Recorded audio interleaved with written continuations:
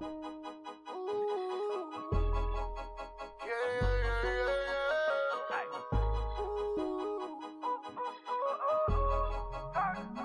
got London on the train. They be like, ooh, ooh, she say, he say, he rock. How that sound really still talk? What up, everybody? It is HeSaySheSay Radio coming to you with our first episode. This is Solomon. This is Shadea. It's Uncle Kill. Jordan. I go by MJ. And it's Siobhan J. Man, we got a packed show for y'all today. Thank you for joining us. Now, y'all already know how we do it. I'm going to go ahead and start you off with what's going on with our news peak this week. So, I don't know if any of y'all know, but a new film just came out on Netflix called When They See Us. I watched a little bit of it, and it's just a great show to me. I ain't gonna spoil it for y'all, but the thing is, after the release of When They See Us, Linda Fairstein resigned from multiple organizations. Now, if y'all don't know who Linda Fairstein is, she was basically the DA. She was part of the DA for Manhattan, and she was responsible, one of the people responsible for the Central Park 5. It was 5 teenagers that were accused of raping a woman in the park.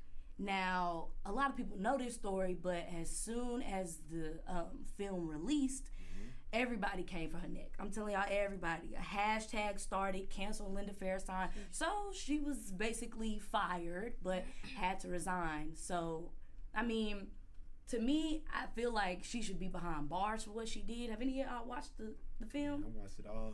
What you think of it? It's heartbreaking. It's heartbreaking, especially being a black man in America, to see how we always talk about the system and how they do us within the justice system, and we kind of see firsthand exactly how they do, especially young black men up until when they get older.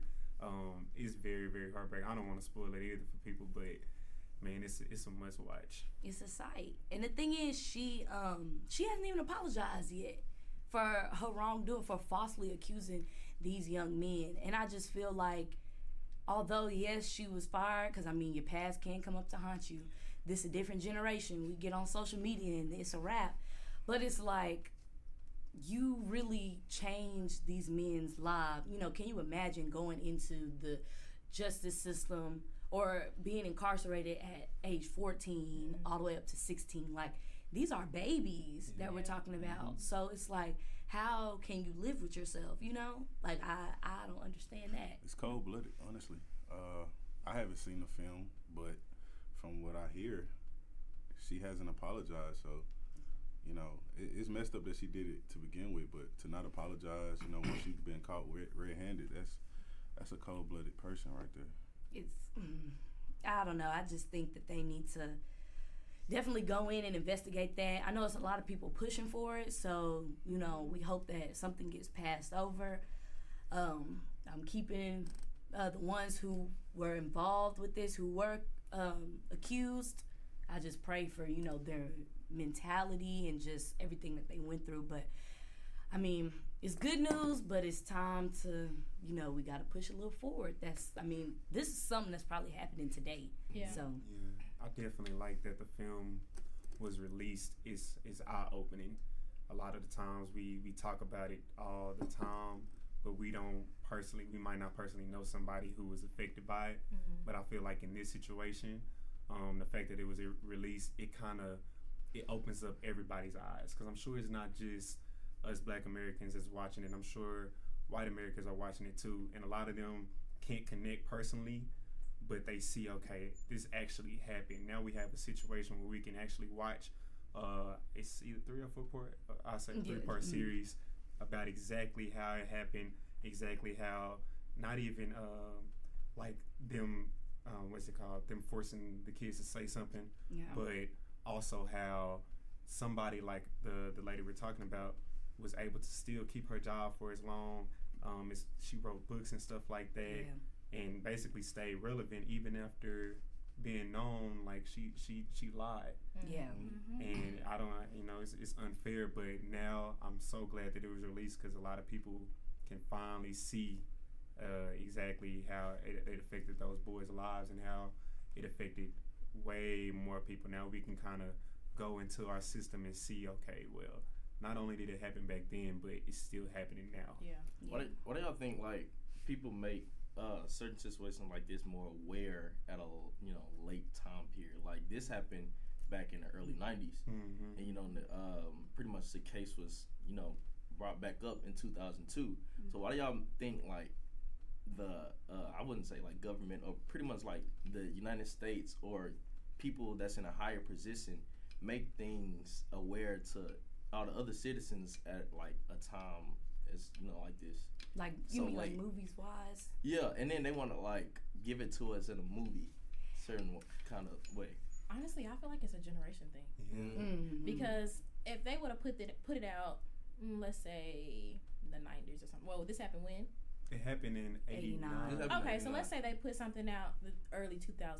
I think they did, but it was a documentary. I don't think it was as big as this. It would have been a generation of, wow, that's sad. Yeah. But we're the generation that it's like, oh, this is what's going on. We've known it's been going on, but we're going to do something about it. We live in a cancel generation. Yeah. We're easy to cancel people who we feel like have done wrong. Now, if it actually happens, we going to see. It's kind of already happened with her having to resign, but we're going to see exactly how much we look into our justice system now after something like this has been brought about, especially like Netflix. Everybody watches Netflix. It would have came out documentary-wise like HBO or something, or some other platform, we probably wouldn't have been as big on it. Right. But you know how social media is now. We bring awareness to everything. Every little thing. Through social media. Rather than learning about it through a newspaper or something. Class or something like school. that. We should learn about this in school. For I've sure. taken many government classes. I've never once heard about this case. Bro, I think I had to find out. 2002. 2019. Yeah. Sad. It's a sad case, man. Movies is an art, though. So, like Shade was saying, as the generations go on, because we see movies that were made back then and we remaking them, and it's like it has a bigger impact. But my thing is, I don't want to be taught things through movies, bro. Yeah. Like, I want to be taught things through people personally telling me about these situations, so that we can learn and adjust to these situations at a much earlier time. It's 2019. We learned about something that happened in the early 90s and how it's affecting culture now. Like, this affected, like, I wasn't even born when this affected, us as people. We shouldn't learn about things through digital platform like such as movies and stuff like that. Like, that's not the correct way to actually learn and adjust. I think that kind of goes into our school system though too. We learn a lot of stuff. It's things I learned from like Twitter and like Instagram that I never learned in school. That's so important. It's like, how am I just now learning this? We focus on so much other things, but then you have to kind of look at the people who are at the top of like our education system. It's certain things that they don't want us to know about. Like, I was just gonna say that it's the school system. To me, the school system is set up to robot us. So you learn your math, your English, all this, but they don't teach you about what goes on in the real world. Once you walk across the stage at graduation in high school, you're in the real world now. I mean, if you go to college, cool. If you don't, cool. But it's like after that, it's like, okay, what do I do now? And if you don't have anybody explaining, A through Z, what's going to happen to you, or what to look for, you don't know nothing. So it's the school system. You look at our education system, and it's kind of like, okay, let's really look at who's at the top of our education system. Would they really want us to know that our justice system is messed up? They don't. They rewrite the books. You look who put out this documentary, who put out this movie, a black woman, right? Nobody else. You're not really gonna want to teach that in school if you're trying to teach like, oh no, our justice system is equal for everybody. You're not gonna put this out if you really don't want people to know about that. And it's so many. I just hope it's more situations where we're putting out movies and documentaries about stuff that's happening like this. Because I would love to learn about it. Because you won't learn about it in school ever. Exactly, because it's a money thing. At the end of the day, it's about money. The education. The Secretary of Education, people have a budget, that they have to give to students, as far as paying for school. We're paying all this money for certain things, but we only getting taught, this is us. and we only getting taught stuff from right here. We can't break that threshold to learn this information because they don't want to give it to us because we may be too smart at the end of the day. We probably know too much, and it goes into like testing too. Like this will not show up on the test. Yeah, but we learning about all these different presidents. They want us to name the presidents. They want us to like, okay, I understand, but what about now? What is something that's gonna personally affect me? This movie personally affected me. The situation that these kids went through personally affected us because I'm sure all of us here have siblings or even us personally who have been 14, 15, 16 at a time. Imagine if we were to go be thrown in jail. How would we be? When I know me personally, if I'm 16 and I get thrown into a grown man jail, I don't know like just how my mental would be. Honestly. Yeah, you're not ready for it. I guess that ties into the black community really needing to advocate for black history. Because I know I had to find it on the internet kind of myself. I mean, I know I'm taking African American studies classes, but it was just something I had to find on my own. Nobody taught it to me. So I guess this generation, seeing this, for those that didn't know about it, it's our responsibility to take it and run with it. We need to show our kids this, that, and the third. And even tying to the movie, it's a lot of parents that, this can happen to anybody. So it's also important to teach your young black boys, black women, or black girls about the justice system and about this world. When you get into this, because I know me, we finna sit and let's go over our rights. We have to know our rights. So that way we will not get caught up in this web. Because, I mean, they try to trick us into, not knowing what's going on. But if we do, then we can change the game. So we have a lot of power together. And that's the thing that people need to realize. Yeah. That's true. I feel like we're not going to get it from our education system, so we got to educate ourselves. There's a lot of black people, and I say the word ignorant, not in a bad way, but a lot of us are ignorant to our justice system and what we can and can't do. We just go with the okie doke. Oh, they say this, I'm going to say this just so I can leave, or I'm going to do this just so I can do this. We don't really know, okay, this is not the law, and they got to abide by the law just like we do. That's why I want to challenge, like, most of our celebrities that have a higher platform to speak out, and, so everybody can hear about this type of stuff. Because, I mean, us, as young millennials or, somebody don't have a bigger title as certain people, I mean, we can talk on it all day. We could tell each other and, tell people close to us, but after that, it's like, where do we go? We got to shine some light on it. Right. You get somebody, that has, fame and, everybody got their eyes on that person or those people. That's who needs to, speak up about it, because that's who's going to listen. We're going to listen to, that right there. So that's true. I want to challenge like celebrities and stuff like that to, talk on the issues, because at this point it's just a sad case. It's a real sad case that we have to see and hear about stuff like this that happened, long before, we were even born. 89. Yeah, 89.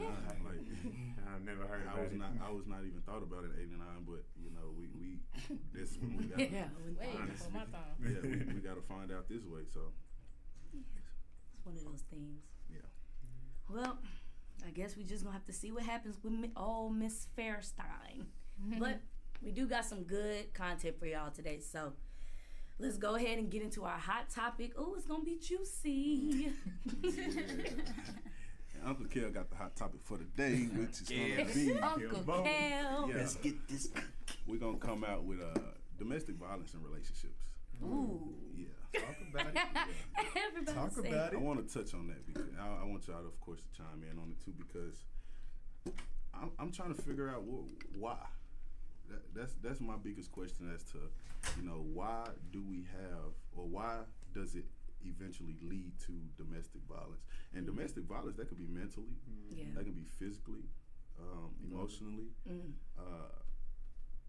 I read a story on CNN the other night about a man who was fighting with his wife physically, and she was actually recording the fight as they were fighting, and she actually fell to her death. Like she fell. Hit her head on something. Yeah, hit her head on something, and the video was still recording on her phone, which he didn't even know. When the police, questioned him about it and everything, he said that he never touched her, but the video shows, that he did. So now, I mean, he's facing, a murder charge on her death. But my question is, what triggers domestic violence in relationships? I guess it's just like, I don't know. Sometimes it can be from somebody else's background, because I think things do trigger down to certain. If you see it in the home as a young adult, that is the case in some cases. And then for some people, they like to take what they feel out on other people. Right. And I feel like as humans, we may not do that physically by putting our hands on people, but there is a time where people, whether you had a bad day at work and you just, girl, get out of my face or something like that, it's like as humans it's there, but it's just like, I guess some people get in the state of comfortability with that mental illness or whatever they're feeling, or just taking that emotion out on somebody else. And then it becomes a habit, and then it becomes a routine. And they feel like it's okay. And then especially in relationships, it's like, okay, this is my wife or this is my husband, so they sticking with me. So it's like, then they get into that, oh, well, I'm sorry, they ain't never gonna leave, or this, that, and the third. So it just becomes repetitive. Like, I got this person up under me, I can just do whatever. It like gets into that stage, I feel like.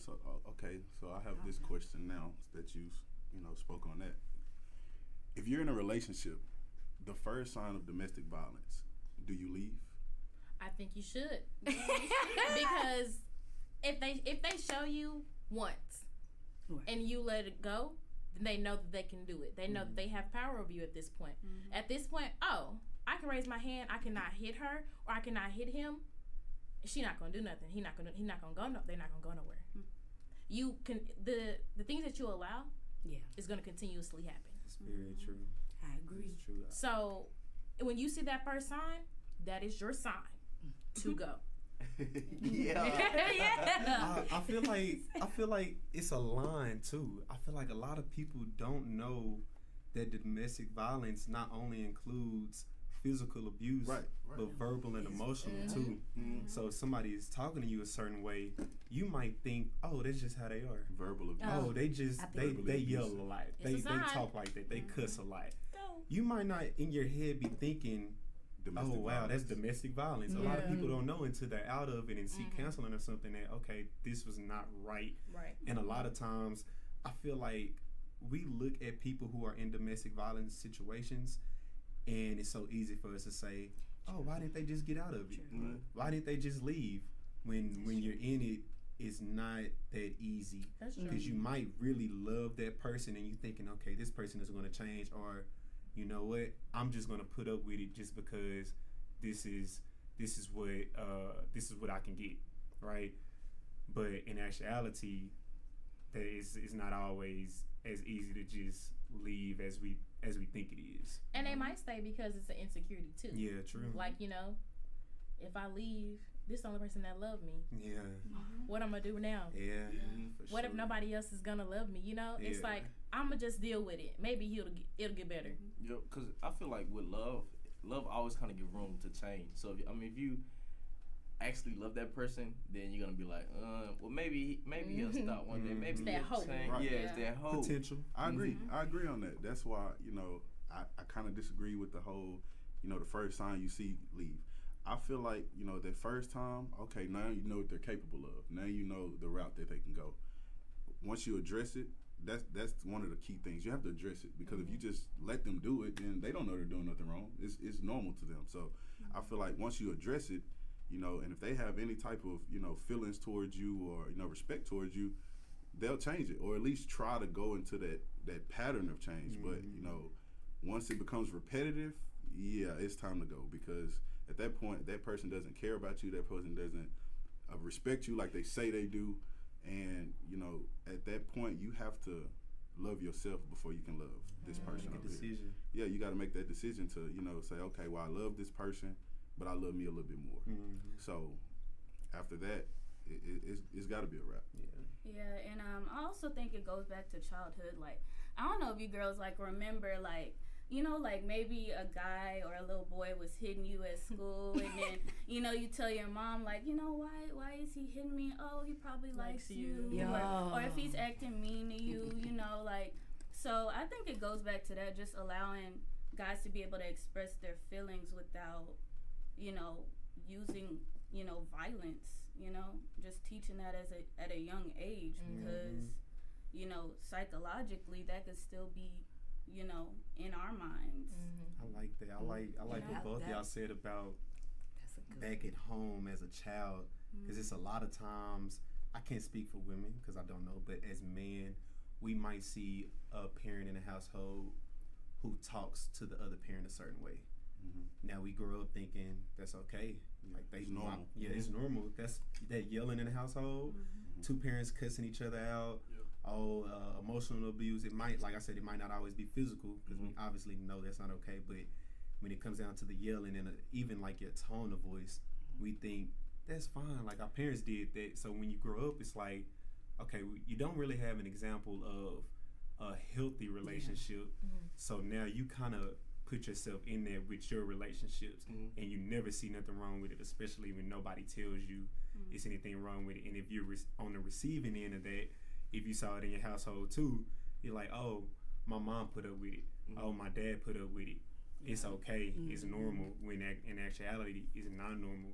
And you'd be surprised too, like, you would think, like, us looking on the outside, you would think, well, they know that that's wrong. Or even as, like, the child, whoever's experienced it, like, however old they are, they'll probably be like, oh, I know that's wrong. But it's crazy how, like, life catches up with you. Like, you would think you ain't never gonna be like your daddy, you're never gonna be like your mama. But then when you get into a relationship, or you get into these certain situations, those same traits come on you. Then you stop and be like, I know this is wrong, but like, why is it happening to me? I feel like that's so, like, philosophical that happens like that, but it does. It's crazy. Sure. That's true. I feel like some of it has to do with what you see, like y'all said, what you seen. So I feel like whatever you see consistently is what you feel like is normal. So to the other person, they feel as if they seen their parents, hey baby, what are you up for dinner today? Like, I got you this for work. That's your lifestyle that you live. By the other side, this guy is experiencing his father, abuse his mother like 24/7, and so that's what you think is normal. And so you take that normality and bring it to your relationship, and the other person think you're wrong while you're thinking you're right. But it kind of like you're gonna always bump heads, because this is what I seen as a child, and so you can't really blame me for seeing something that I feel like is normal. Right. So, that's what I was gonna say.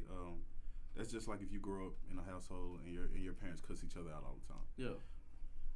Once you see another, think it's funny. Yeah, you think it's funny, but like a lot of times, we see other couples and other relationships that don't do that, and we think it's weird. Yeah. So once you think that's weird, that's when you're wrong already. Yeah. Because they're going about it the right way. We've always seen the wrong way. What is the right way, though? Yeah.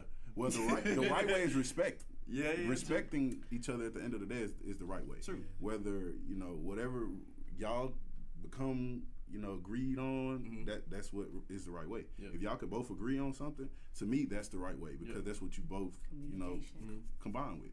But that's funny you said what's the right way. The right way is whatever you guys agree upon. If we say, hey, we're gonna cuss each other out, this is how we're gonna talk, that's the right way. In your relationship, that's the right way. It might not be the right way on the outside for everybody else, but if that's how y'all talk to each other and that's how y'all stay together all these years, then that's the right way. But, this is why I think the whole what you see growing up is an excuse in some people's cases. Speak of it. Okay. Because if you see something, at a certain age, this is not right. That's true. So I know what I shouldn't do. I know what I've seen.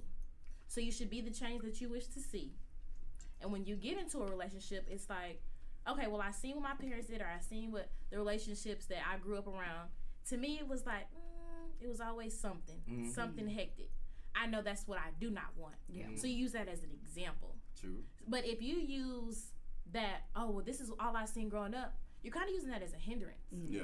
As a crutch. Okay, cool. So I seen that. Well, I'm going to do that. Even though I know once I got to 18 and still see my parents cussing each other out, still going back and forth. Right. This can't be right. Yeah, they together. Cool. But still, somebody at some point should be like, you know what? We need to do something else. Yeah. So I do think that if you saw that growing up, and that when you got to that 16, 17, 18, you knew mentally this is not what I want in the future. A lot of times it takes an example, though. I mean, that is You true. might personally not have a healthy relationship example in your life. I know a lot of people who, like, family-wise, it might not even be anybody in their family that's married.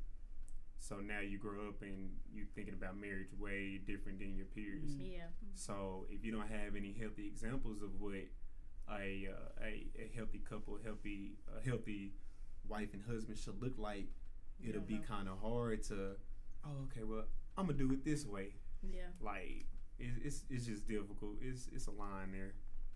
That's why I go back and say it's whatever you agree upon. Yeah. Because the same, like, let's say Solomon and his wife in the future have whatever understanding they have. Come on, in the future. That's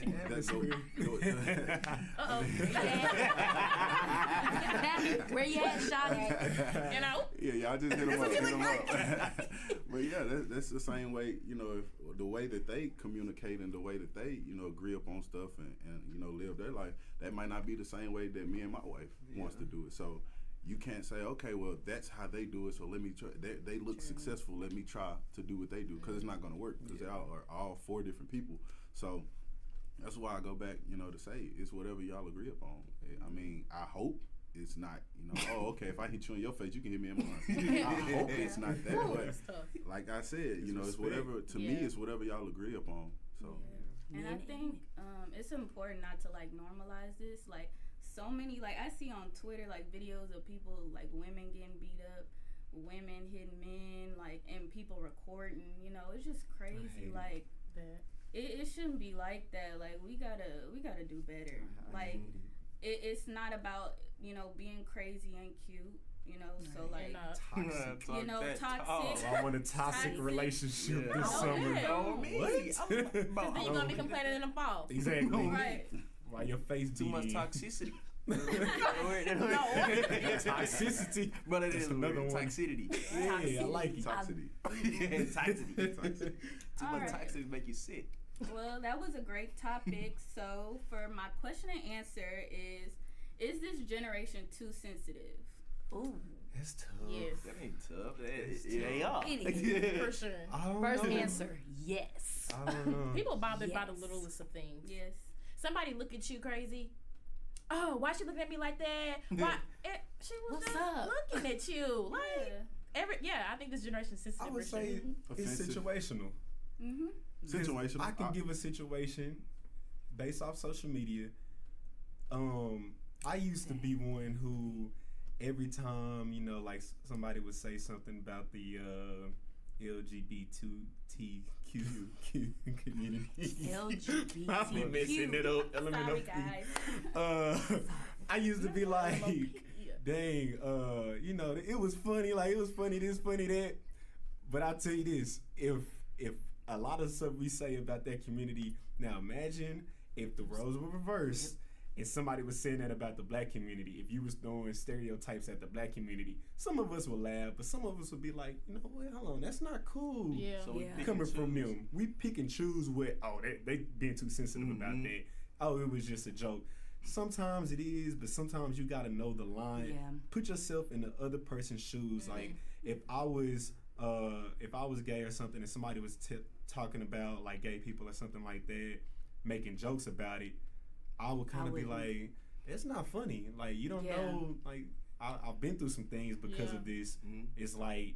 It's just like we can say about being black. A lot of times people say certain things about us and different stereotypes about us, and we're like, oh, that's not funny. Like that's not a joke. Don't joke about that. Yeah.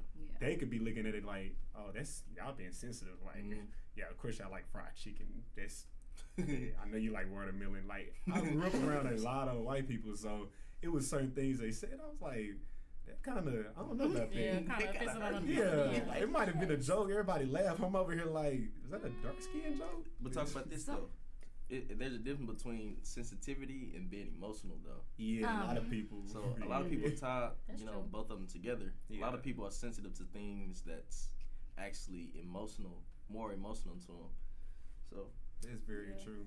Some people be sensitive with things that how do I say this? I want to say that, like, okay, for example, I remember when it was the March Madness, the NCAA tournament. And so for anybody that's been in sports, you know, like myself, you will experience your coach getting on to you. You'll experience your coach yelling at you. That's because, first of all, I'm just put this out there, especially me. My high school, we was all black.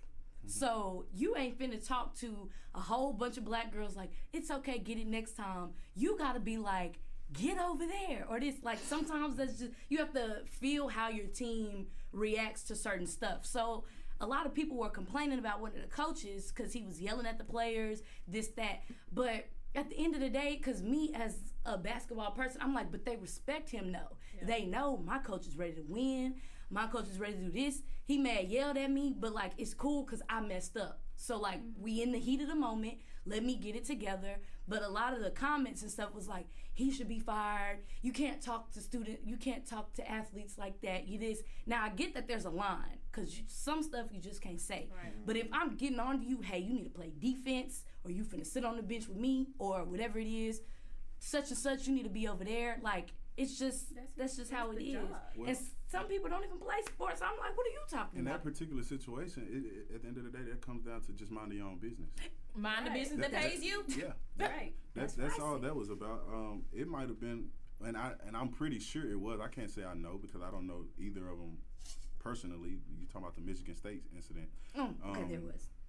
Some people, I mean, they have a agreement with each other. That might be something that has happened before, just, you know, that we haven't seen. Yeah. So when it happened and everybody like, oh my God, like, why did he say that? Or why did he talk to him like that? Why did he, no, mind your business. Yeah. You know, if that person that it happened to isn't, you know, verbally, you know, telling people that he had a problem with it, then I don't think, you know, I disagree with the comments and the people that were saying that it was wrong and this and that. No, it's about minding your business at the end of the day. And we're in a generation that everybody feels that everything needs a reaction. And some things you just don't have to respond to. Yeah. Right. If it doesn't pertain to you, keep going. Yeah. You know? But we don't know how to do that. Everybody want to quote something. And with that, just like being on social media, like you see so many things about, like, for example, I saw this tweet the other day. This guy was like, people can't celebrate, or like Father's Day is just for fathers and this and that. And, you know, people were like arguing about it, but I'm just like, why is it an argument? Because, like, if that's how they, you know, if that's their experience, you know, then that's their experience. Yeah. If they want to celebrate their mothers on, you know, Father's Day, then that's what they should be able to do. Parent. Like, if that's not your experience, then that's okay. But, like, don't try to take that away from anybody else if that's what they want to do. Like, you know, this ain't Bible. Like, you know, it's not Bible. So, like, you could do what you want. You could celebrate it how you want it. But it's just like everybody's so I just think with that, it's just, you know, how people look at it as taken away from somebody. Mm-hmm. You know, if you got this section over here praising their mother on Father's Day, here goes some fathers over here who actually, you know, do what they do. They're in their kids' lives. They're doing what they're supposed to do. You know, taking care of responsibilities. At that point, it's like you're taking away from these fathers that are actually doing just to celebrate. Because honestly, whether you like it or not, to me, you're celebrating the fathers that don't do anything because you're talking about them. You're praising them in a way that you're not, if that makes sense. Mm-hmm. Like you're bringing up what they don't do, so it's being talked about. It's publicity at that point. Mm-hmm. So that little hurt. Yeah, I feel like, you know, at that point, it's not about, you know, how you feel about your mother or nothing like that. I don't think that's what it's about. Mm-hmm. I think it's about, you know, raining down on what the other fathers are actually doing. So that's where, like I said, people need to just mind their business. Mind your own business that pays you. So this week I was on what was it? I think the Shade Room posted something, and it said that Jay-Z he became the first the first billionaire in hip hop. Then I also seen something today that said he was the youngest black billionaire at 49. Ooh.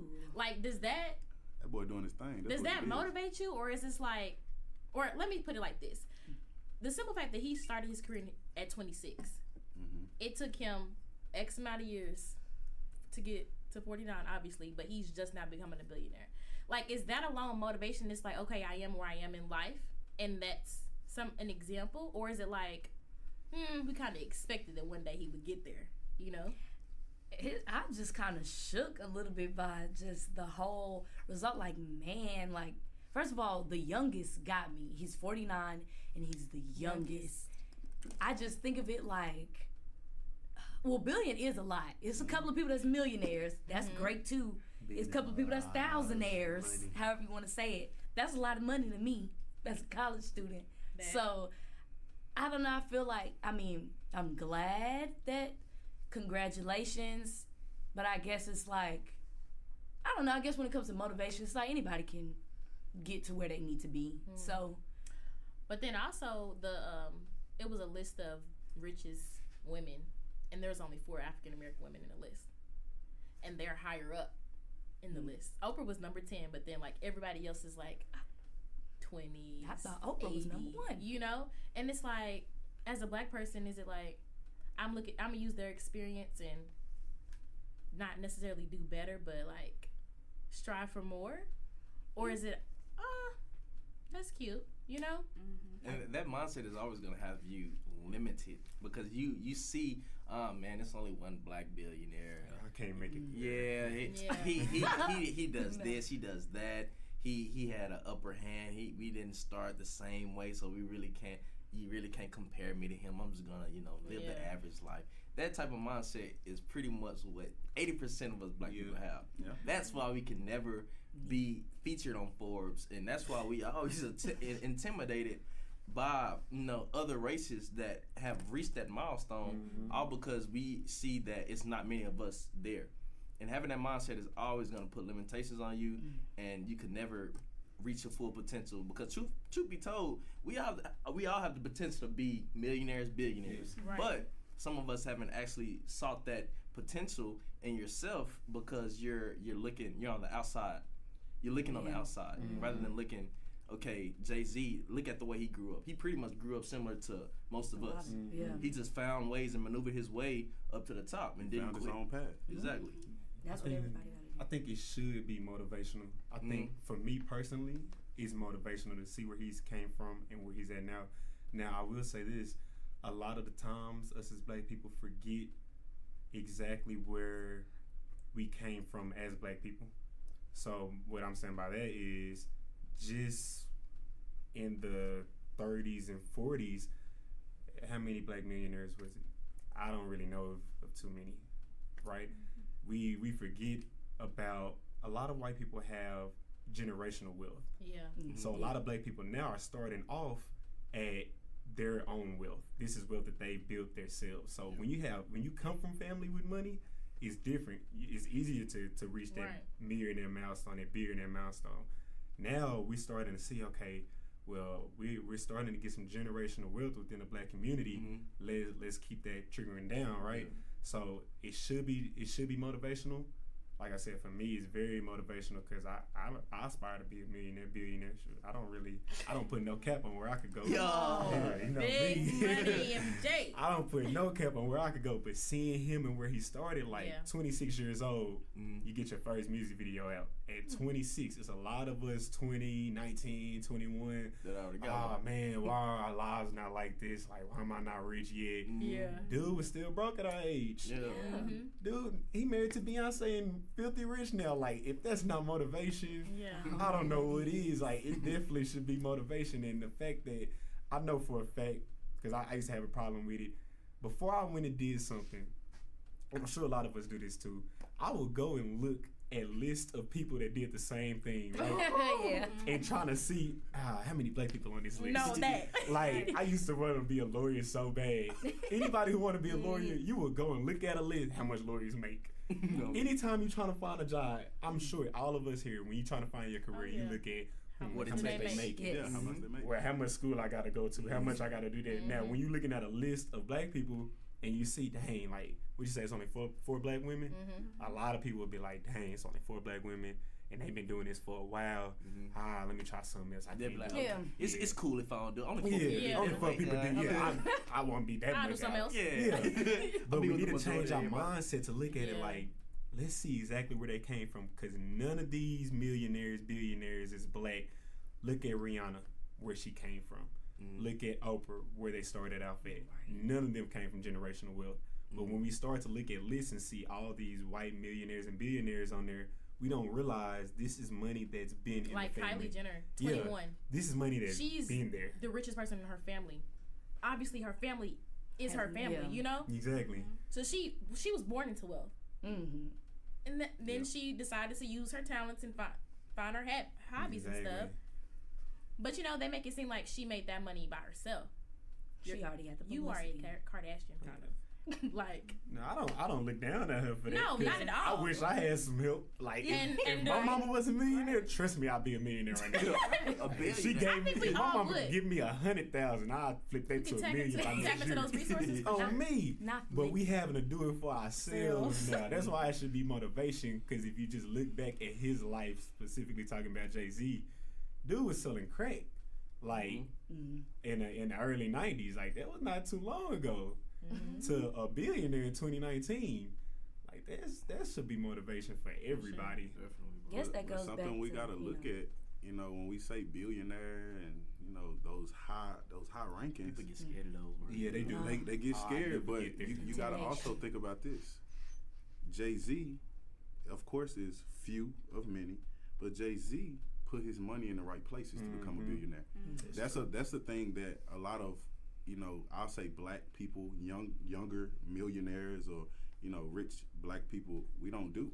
We want to go buy all these cars and all these clothes and these houses. The jewelry. We want to buy all that, you know, for people to look at us. Because to me, I mean, yeah, you might say, oh, I've been wanting Maserati since I was 5 years old. Okay, cool. But a lot of times these days, it's because you want to impress everybody. You want to impress. You want everybody to see that you pulling up in a G-Wagon. You want everybody to see that. So meanwhile, you probably can't even make the next payment. Pull it up, peel yourself. Yeah, it's tank on me, but I'll drink some me. Wipe you down. Wipe me down. Yeah. So that's something we got to look at. You know, a lot of people want to say, oh, black people. You know, it could be very well more black billionaires than we have now. But, you know, we don't put our money in the right places to keep that money coming over and over. We don't want money. We just want to look like we got money. That's all they look like. We definitely want to look like it. But that, when you look back, that goes, I was reading something. I don't read a lot, but when I do, I read That's stuff. why I was looking at you like, huh? I was reading something. I like to read about money, right? I love to read about money. And I forgot the dude's name, but he was talking about how black people, how Kevin said black people like the look of money, right? You put a brand on something, black people want to buy it. He said the easiest way to market to black people is to basically put a high price on something and show them, okay, well, they're the only ones that can afford this, so they're gonna go buy that. Right, we always look. It's little things on little memes on Twitter. Like you got the person wearing a white shirt with some jeans and some basic shoes. This is a millionaire. Then you got the person with the jewelry, the nice car, the chain, the Gucci, all that. $50. He got $50 in his pocket. I think with Jay-Z becoming a billionaire, and even before he became a billionaire, being a millionaire with all that money, right?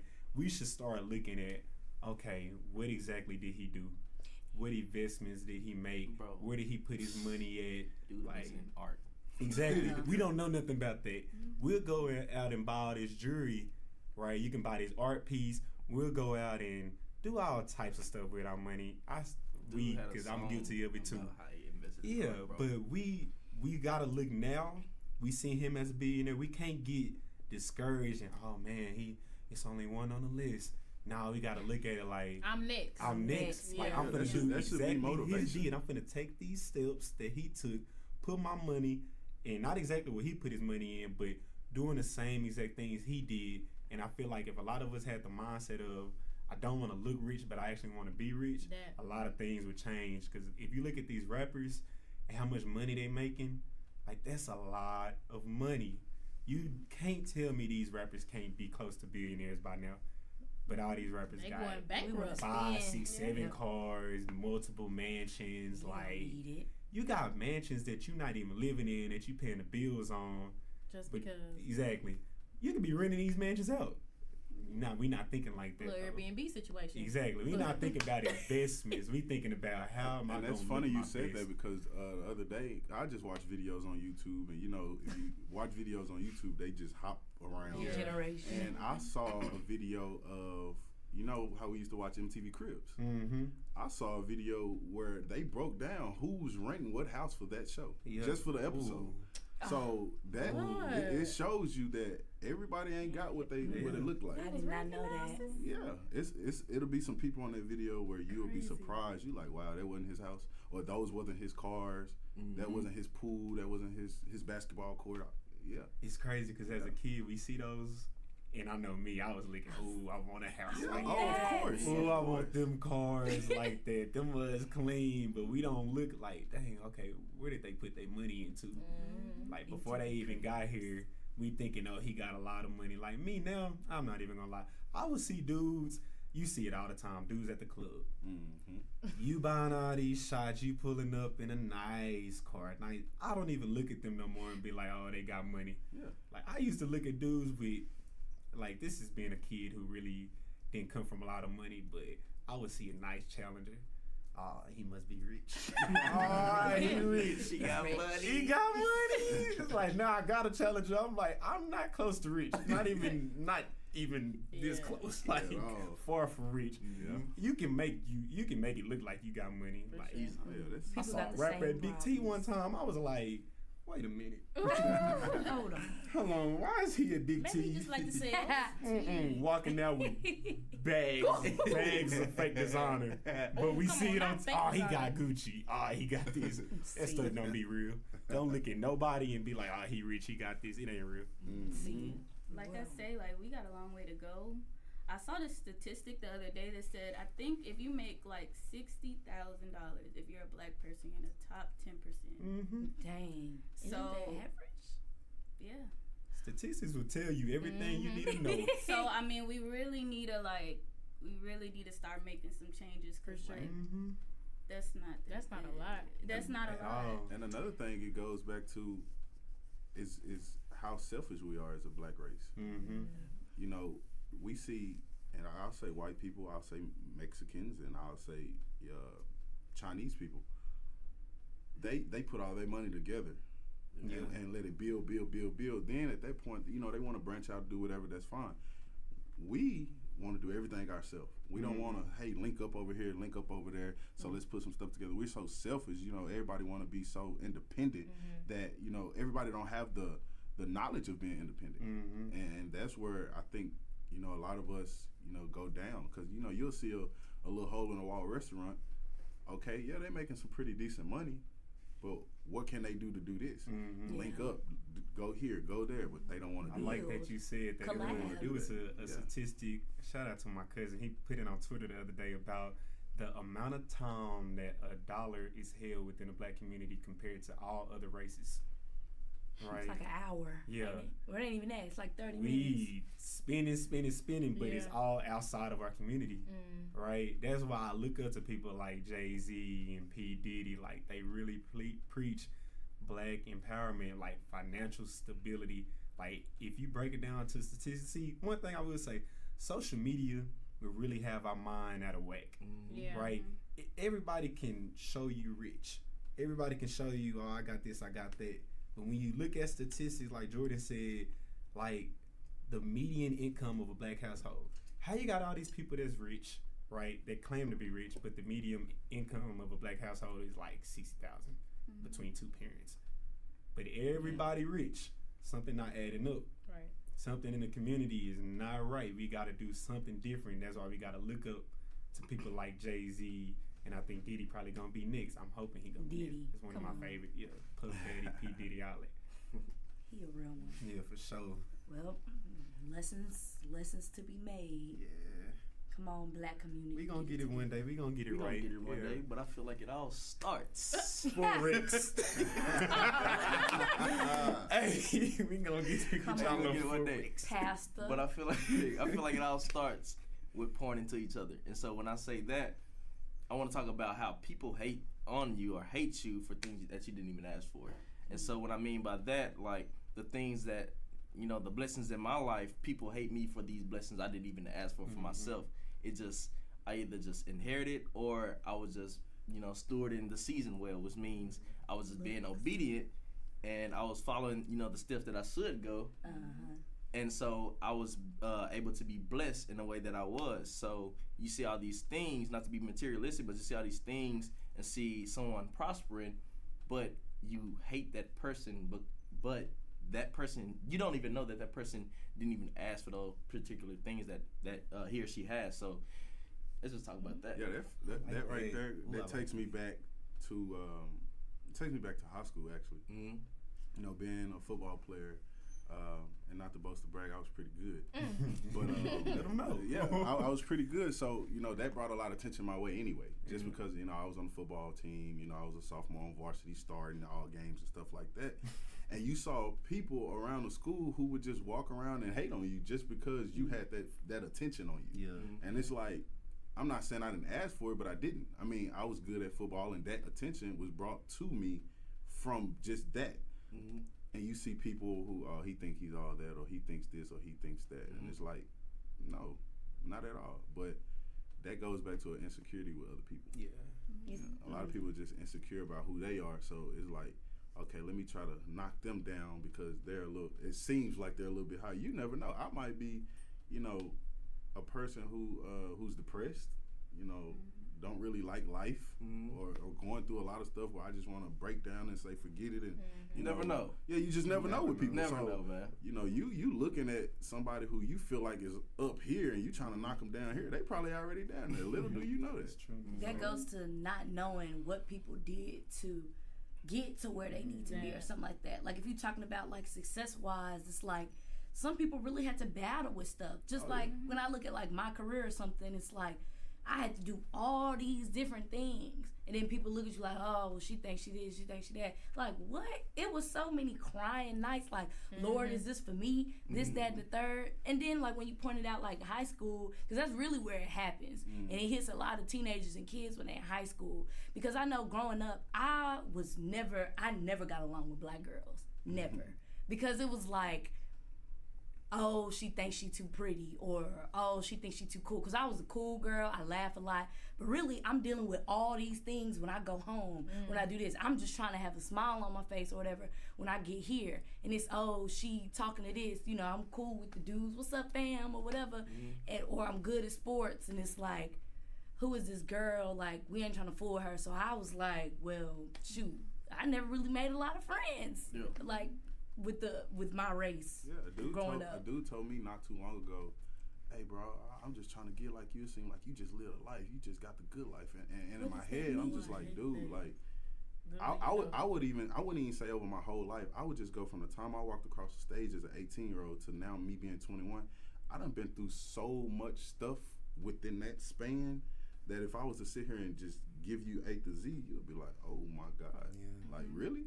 But you know, people don't see it like that. They see what's on the outside, of course. So I feel like it's an insecurity with most people, you know, as to why they hate on you for certain things. You know, they always say favor ain't fair. Yes. But I think, back to like, you know, Brittany saying you don't see what the work people put in, but sometimes you put in work not wanting something. It's I'm gonna do this because I like it. You know, I'm gonna do this. I'm gonna stay consistent just because maybe. Practice. Not I want something. It's hope for the future. Yeah. The more you're consistent with something, and God sees your consistency, He'll bless you when you least expect it. Yeah. There you go. So comes that favor that people don't see that. They don't say, I've been working, but you know I don't want nothing out of it. But God saw that. They didn't see that. And so when He finally blesses you, it's like, oh, you know, I put in this work a long time ago. I didn't necessarily say, oh, God, I need this now. Please give it to me tomorrow. Please give it to me next week. It was this is something I might want. I'm going to put in the work for it. He saw that consistency. They didn't. Exactly. So there comes that favor thing because it's like, you haven't put in any work. I have. You better talk. Preach fast. So And now I'm finally reaping the benefits, but you don't know that backstory. I've walked through my door. Okay. This is my door. Yours is coming. Don't worry about me. Man. Worry about yourself. Mind so the you business can that pays get you. I think when it comes to the hating, it is more of a people comparing themselves to other people. Yeah. And I always talk about people. you will see certain things, right? Nobody ever, I have never, ever, ever seen nobody post on Twitter, Instagram, Snapchat about their struggles. Anytime we're posting, it's a highlight reel of our life. So when that's all somebody is seeing, they're like, oh, well, they live this good life. They living good. Oh, you big money. Oh, I'm trying to get like you. I hate that saying, by the way. Ooh, no, you bad. don't want this. Understand. You don't understand, like, and Solomon talked about, like, maybe I was just naturally blessed. Maybe it came from my parents or something like that. All of that is true, but also people don't see hard work. A lot of people are afraid of hard work. A lot of people are afraid of sacrifices. You don't see sacrifices people that put in. You see people making all this money. You don't know they ain't slept in 2 days. You don't know they haven't ate. You don't know they might not have. I know somebody like with a clothing line, right? They was sleeping on their mama's couch. Their clothing line blew up now. Like they making 6 figures a year at 21 years old, right? But they had no place to stay, right? They were literally broke. You investing all your money. People don't see that, but they'll hate on you for something that they don't even know that you've been through. They don't know. That's why I wish more people would start to put more out there about the struggles of success. Everybody preaches success this, success that. Oh, you can make this amount of money just like me. You can live in this house just like me. Let's start talking about the struggles that come with it. And maybe more people will stop hating because now they're like, I can't even hate on him. A lot of people respect hard work. A lot of people just don't see hard work. If you see it more, you can respect it. But until then, a lot of us gonna keep hating because you're like, oh man, like dang, how he my age? And like you said, it kind of started in high school. Because in middle school, everybody about the same. You know? High school, you start to separate. Like sports-wise, you might see kids from Little League who was cold. Now you get to high school, they start to fall off. Now they trash. Now the other people, they getting real good. They start getting offers and stuff, right? Then we get to college. Exactly. College really is a real separation. A lot of people don't know. Like, it's sacrifices, discipline, investments, all of that comes with it. We just don't ever preach about that. Nobody talks about the hard work that's put in. Everybody talks about, like, if I go and I post a new car, if I go post a new apartment, y'all gonna see that. People gonna be like, oh, well, he got it, he got this. I don't really ever just be posting the stuff that comes with it, right? Nobody would know. I just wish more people would start talking about that more. That's why I said it goes back to me. I feel like it's more on an insecurity level, and to flip that, you know, people need to understand. Okay, if you feel like this person has it better than you, or you feel like you're going through so much that you want to tear this person down, I always remember that whatever you're going through, somebody's going through some way worse. It's always, you know, it's always somebody who's on top and on the bottom. So once you feel like, oh, I've been through this, and that, I don't know how hard it can get. It's somebody else that done been through this, and that, plus this. So you got to understand that, you know, in all honesty, you are blessed. You might not be able to see it right then and there, but you're blessed because, I mean, you know, like the older folks say. The old folks say that, you know, I'm alive. So that's a blessing right there. Can't complain. Can't I'm living. And for those that don't really, for those that have faced that or whatever, anybody that's just really going through that, you have to understand. And once you understand this, I promise you, it'll be all good. Once you understand that I'm going through the things I'm going through because I'm supposed to go through that. So I'm going through this. I have this at home. I've battled this. But in the long run, it's only to make you stronger. While the person next to you that you looking at like, dang, I wish I had a good home like them, or I wish this, they could never be in your shoes. They can never go through what you went through. So now you strong. When you older, you can do what you need to do for your family. Or you can do what you need to do for your career or your success. While this person if they come into encounters with that stuff, they may be looking at you for help, like, hey, bro, or this. So it's like you have those life lessons. You gotta look at it like, all right, I see these people doing well. Congratulations. Yeah. But you ain't went through what I went through. Or if you did, or they probably went through something else that I don't even know about. So kudos to them. I don't even want to be in their place. That's for them. I got my own thing coming because I had A, B, and C. Right. So I'm finna get mine later. Ooh, you better preach. It's the fact that everybody has a specific talent and a specific gift that they supposed to bring to the world. But a lot of people aren't aware of that gift because they're too worried about the other person's gift and being jealous of that person's gift. Preach faster. You felt that? I felt that. That took me back to church. So now every door is being shut, and you can't really, you really can't see your gift because you're worried about what's going on with everybody else's talent and being jealous of everybody else's stuff. So now you lack that awareness. It is.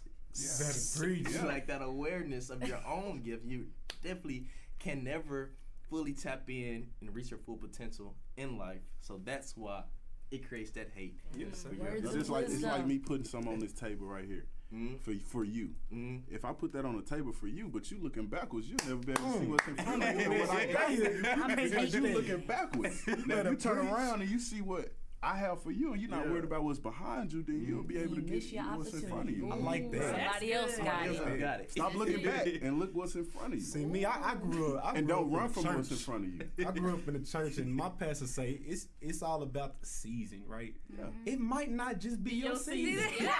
And people don't understand. People don't understand that. It's probably not your season. You looking at everybody else getting blessed, and you hating, your season might be next season. You don't know because you hating on the person next to you. So now your season But if you're not already planned for your season, then there is a problem too. That's another thing. Because you too busy, like you said, worry about everybody else. You're not concerned about yourself. I bet they dropped $1 million in front of you, but you over here looking around. Worried about what's she doing? She got 500,000. I want her 500. I done gave you $1 million, and you don't even know it because you looking at her. So now your blessing is delayed. Oh, right. Speak on it. Preach, pastor. So now your blessing is delayed. The blessing is We're always not going to gonna be do there. this. He say blessing is always missionary Baptist Church. He said Missionary Baptist Church. Y'all join us on Sundays at 10 o'clock, 10 a.m. Going all the way till 4. No, not 4. 4 p.m. Just like they back in the old days. He say missionary Baptist. Come on now. Church of God in Christ. Well, that's our words of wisdom for all people. Ooh, that was good. Words of wisdom. I'm hot. It's like fire. On me. Shut up. Give me a side in here Give me a too. drink real quick. We gonna switch it up a little bit. We gonna switch it up. We gonna keep it a little bit religious right here, right? Okay. So I saw something on Twitter on yesterday. Shout out to my boy Dez, right? He had a tweet that basically said, could you be with somebody, could you marry somebody, or even be in a relationship with somebody who does not believe in God? Absolutely not. Nope. You're not equally yoked. Equally yoked. That's it. Because I'm Christian. Let's say he Muslim or something like that. He has his beliefs. That's what he grew up on. I have mine. We're not going to be able to compromise. I believe in God. You believe in what you believe in. What if that's your soulmate? Well, You should find out. I don't think God would have put me with How somebody. you know that? True. He would have placed me with that battle. Because I would. You don't know that. Well, I guess I had to be You single don't at know that point. that. Because you have to be. If in order for things to effectively work, you have to be equally yoked. You got to be on the same page. Like, because when you have kids, so what they gonna be? Half Christian, half Muslim? How that work? This idea of it. So what you wanna be in companion and covenant with a person that has the same belief system as you, because when you have problems, you want to go to the same source for the answers. So when you have problems and one person is a believer and one person is not, they go opposite ways, and so you're always going to be in discord and you never agree on things. So that's how I see it. I like that. Me personally, I'm gonna play devil's advocate here, right? You're always playing. That. I would say this: I'll have to be with somebody who is spiritual. Religion wise, I have a different belief. Religion, like I'm a Christian, but I do feel like most religions focus on one God. So if you're able to pray to your God, I'm able to pray to my God. As long as if something is happening in our lives or something like that, or it don't even have to be something happening. But if you're a spiritual person, everybody is not religious, but you can be spiritual and not religious, right? We don't have to have the same exact religion. Like, let's say I'm Christian and my quote unquote soulmate is from another country. They might not have grown up in Christianity. I'm not going to try to convert them to Christianity just because I want them to be what I am, right? That's even like, imagine you marry somebody who does believe in God, but they don't go to church or nothing like that, right? With that, they're not a spiritual person, but that's just what they grew up in. They grew up in Christianity, but they're not a spiritual person, right? And I know a lot of people like that who really don't believe in church, but just because they grew up in Christianity, they say, oh, I'm a Christian, I believe in God, right? I mean, but going to church doesn't necessarily define your... That's why it's a difference between spirituality, being spiritual, and just being religious. A lot of people take the steps of, oh, I go to church every Sunday. Like, I'm a Christian, I do this, I do that. I mean, you can go to church every Sunday and still sin every day. Exactly. But if you're a spiritual person, that's different. I would rather be with somebody who is spiritual, just like me, versus I'm with you, like we like each other, we love each other, and you gotta believe in, you have to have the same religion as me. You gotta believe in God just like me. Oh, you don't got to. No, I mean, but because even though you're both spiritual, you still have different beliefs. Yeah, that's true. It'll come down to the kids at the end of the day. What about? Because, well, I say this, like, if we do get married, let's say my wife happens to be Muslim, right? I wouldn't have a problem with that. But if we do get married, now when we have kids, what religion are we going to teach them? Or are we going to just teach them to be spiritual? And they pick their own religion. Before you even get married, you're gonna decide from the dating stage if y'all are ever gonna reach that level. So you can be dating somebody that's in the opposite or in a totally different religion as you, but you have that idea like, I'm not finna convert her to being, what I am, because that's not what I'm called to do. But I know that at the end of the day, I don't want to continue to pursue that, because it's going to always cause discord whenever we have problems. And so I feel like before you even get to that marriage stage, you're going to establish that in the dating stage. Yeah, I agree with Solomon on that, because it's like this. If you feel like, oh, okay, I'm a Christian and you're a Muslim, I want to change you into Christianity. At that point, you're changing that person. And what you don't want to do is change somebody from who they already are. You don't want to change them from who they already are. So, I don't think, honestly, it's a huge problem, but I feel like, it should be something that should be discussed between the two. Yeah, it could turn into an issue. Yeah, it could turn into an issue, up the road, but I feel like once it's talked about and once you get your side, she gets her side, and y'all, come to some type of understanding on that, then that's when you go forward and you handle as accordingly. But just to say, oh, you this, oh, no, I can't mess with you. I don't think that's me personally, I can't do that, because who's to say my soulmate is not in Pakistan? Right? Let's say I visit Pakistan and I see this woman and she's beautiful, and I'm like, man, I gotta shoot. We end up shooting. I stay over there for some months. We get married, right? That's my soulmate. It's kind of hard for me to believe that God, your soulmate, has to be your religion. Like, you can work it out sometimes though, because there's some people I don't say personally, but some people they have a Muslim mother and maybe a Christian father, non-denomination, whatever. And sometimes they may mix the two, because some people are open to stepping out of their comfort zone. Like, okay, I may support my wife sometimes and go to her, mosque or whatever, and sometimes I'm gonna go to his church. Sometimes people can work that out, but I think for me personally, I just know what works for me. You don't have to be as spiritual as me, because when it comes to Christianity, from my beliefs, it's your own experiences. You may not have experienced God or whatever the way I have, so I'm not gonna force like, you have to do this, you have to pray like this, you have to.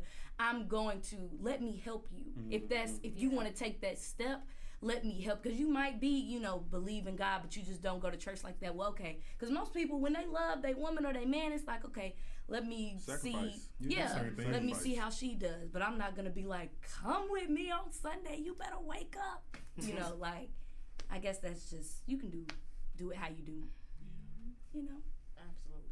Absolutely not. Today said absolutely not. I just think, because y'all are saying it might be discourse in the end, so at that point, it becomes a task. Mm-hmm. In the future, it's like, all right, I'm going to church.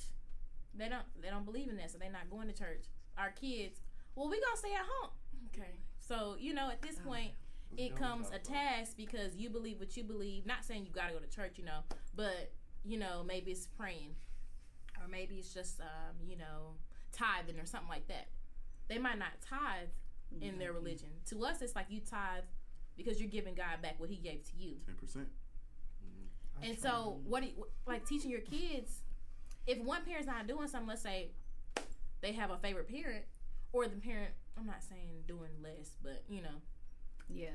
It's like they're going to pick it becomes a task. Yeah. I have a friend like that. I think her daddy don't go to church, but her mama do. But I guess that just, whatever relationship you in and y'all agree all through marriage that, you know, it's fine and it don't bother you, then hey, that's just what you do. To each its own. Me, we all getting up, so.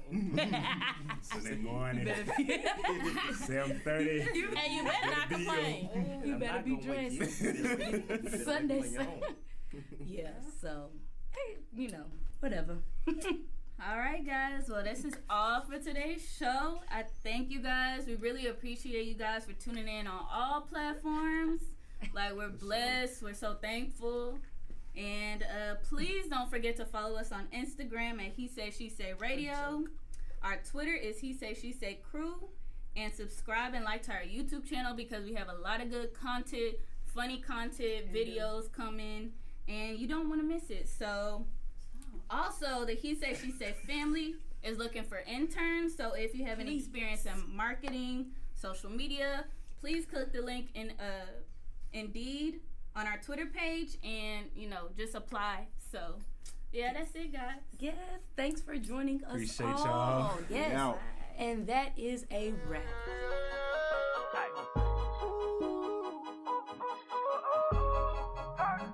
We got London on the track. They be like,